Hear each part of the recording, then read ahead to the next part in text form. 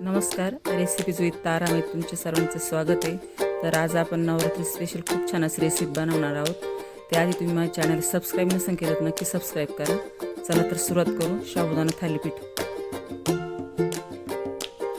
रेसिपीसाठी लागणारे साहित्य इथे मी 1 वाटीने साबुदाणे घेतले, 2 असे मीडियम साईजचे बटाटे उकडून घेतले, हिरवी मिरची एकदम अशी बारीक कट करून घेतली, त्यानंतर चवीनुसार मीठ घेतले आणि शेंगदाण्याचा कूट घेतला, भाजून शेंगदाणे अशी बारीक करून घेतले. जास्त जाड पण नाही ठेवायची, अशीच ठेवायची.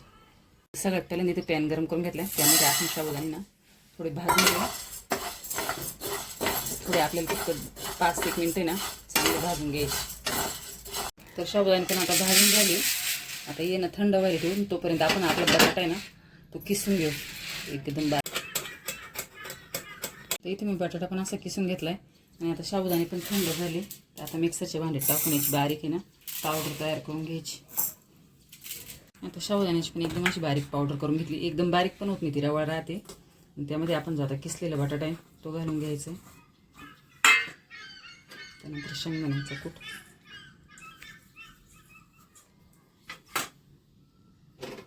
हिरवी मिरची, चवीनुसार मीठ टाकायचे. यामध्ये तुम्ही ना जिरे पण टाकू शकता, कोथिंबीर टाकू शकता, म्हणजे जर तुमच्याकडे उपवासाला चालत असेल तर. आणि हिरवी मिरची तुम्ही याऐवजी कापून टाकून मिक्सरला असं बारीक करून टाकू शकता. आता हे चांगलं मळून घेऊ आपण. थोडं थोडं पाण्याची गरज असली तर पाणी पण टाकायचं. चांगला यायचा असा गोळा तयार करून घ्यायचा.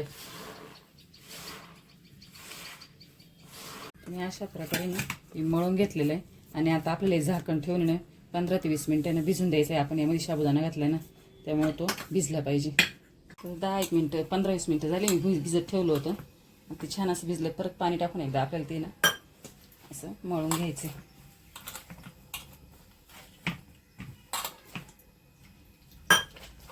साबुदाणे चांगली भिजली ते आता.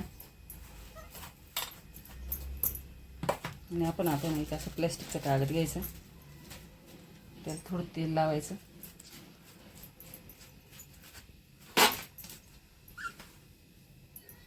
थोडासा उंडा काढून घ्यायचा गोळा, त्याच्यातून आपण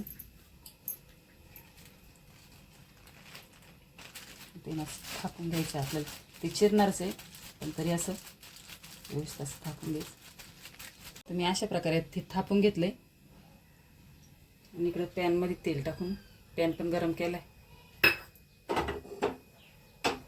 यामध्ये आता आपल्याला टाकून घ्यायचं. थोडं चांगल्या आतून या रंगावर खरपूस होईपर्यंत सोनेरी रंगावर भाजून घ्यायचं. मग पलटी करायचं आहे आपल्याला.